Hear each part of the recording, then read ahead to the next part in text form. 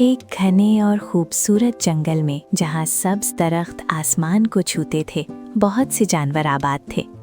उनमें से एक बहुत ही चालाक और होशियार लोमड़ी थी जिसका नाम चमकी था। चमकी की आंखें हमेशा चमकती रहती थीं और वो हर वक्त किसी न किसी तरकीब में मसरूफ रहती थी। इसी जंगल में एक सादा मिजाज गधा भी रहता था जिसका नाम गोंदू था। गोंदू बहुत मेहनती और नेक दिल था, लेकिन वो इतना भोला भाला था कि लोग उसे आसानी से बेवकूफ़ बना लेते थे।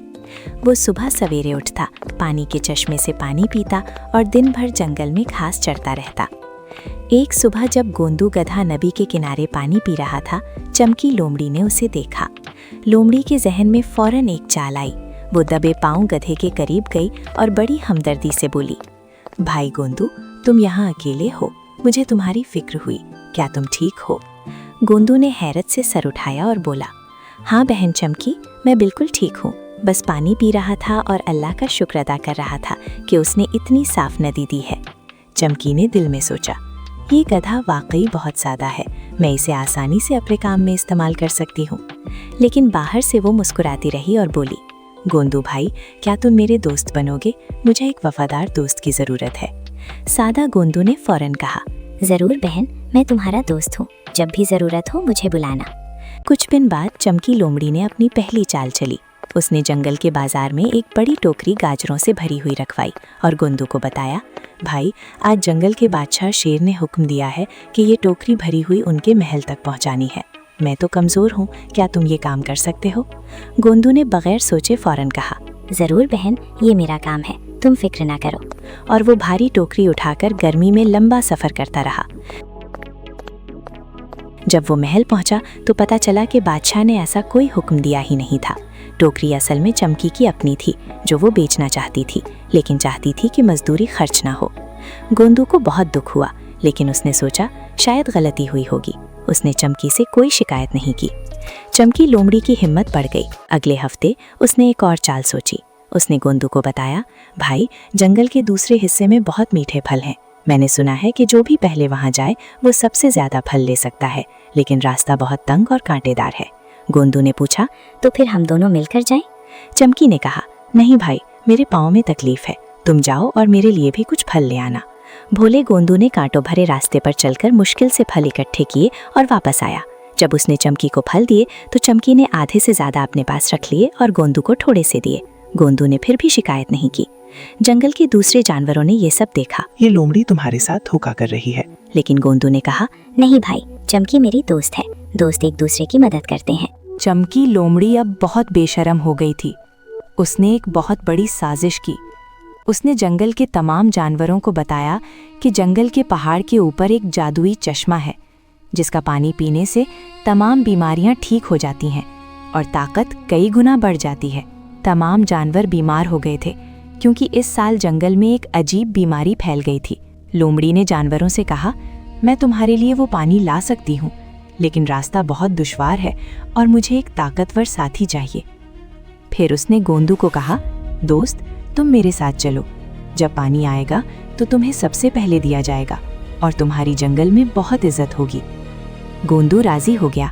दोनों पहाड़ पर चढ़ने लगे। रास्ता वाकई बहुत मुश्किल था।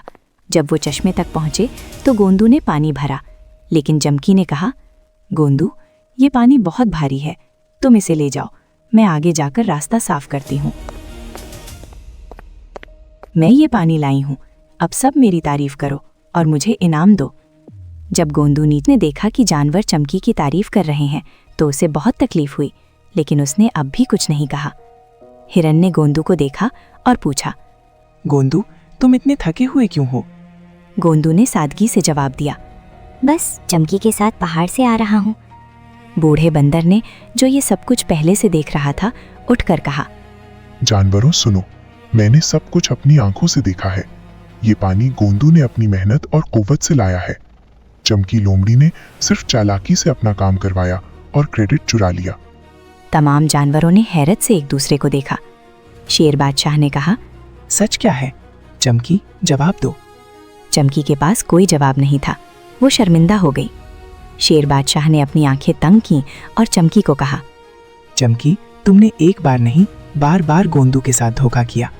तुमने उसकी मेहनत चुराई, उसके वक्त का नाजायज फायदा उठाया और आज तुमने उसकी मेहनत का क्रेडिट भी लेने की कोशिश की।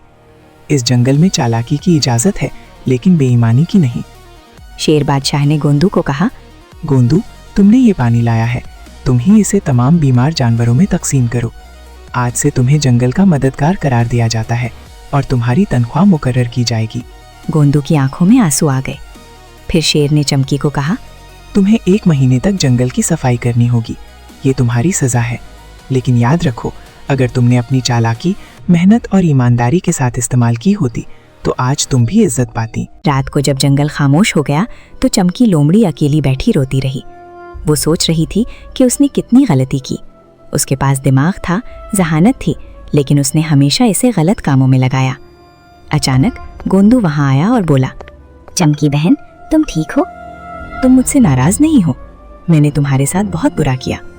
गोंदू ने कहा, बहन, मैं नाराज नहीं हूँ, तुम मेरी दोस्त हो, लेकिन मैं चाहता हूँ कि तुम एक बात समझो।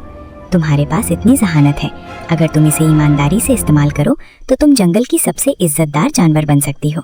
चालाकी से दूसरों को नुकसान पहुंचाना कमजोरी है, ताकत नहीं। चमकी को ये बातें दिल से लगीं। उसने गोंदू से माफी मांगी और वादा किया कि वो आइंदा ईमानदारी से काम करेगी। अगले दिन से चमकी के जहन में एक और ख्याल आया। उसने सोचा, मैं जंगल को और बेहतर भी बना सकती हूँ। उसने अपनी जहानत काम में लाई। उसने देखा कि जंगल की नदी के पास कीचड़ है, जिसकी वजह से जानवरों को पानी तक पहुँचने में मुश्किल होती है। उसने पत्थरों को तरतीब से लगाकर एक छोटा रास्ता बनाया। जानवर हैरान हुए और खुश भी। गोंदू की मेहनत और चमकी की जहानत ने मिलकर काम किया और नतीजा शानदार निकला। शेर बादशाह ने जब ये देखा तो बहुत खुश हुए और कहा, ये है असल ताकत। जब अक्ल और मेहनत मिलकर चले तो कोई काम नामुमकिन नहीं। मौसम बहार आया तो जंगल में त्यौहार मनाया गया। तमाम जानवरों ने खुशी से हिस्सा लिया। गोंदू और चमकी अब सच्चे दोस्त थे और जंगल के हर जानवर की नज़र में उनकी इज्जत थी। त्यौहार के मौके पर चमकी ने सबके सामने अपने गुजरे हुए कामों पर माफ़ी मांगी।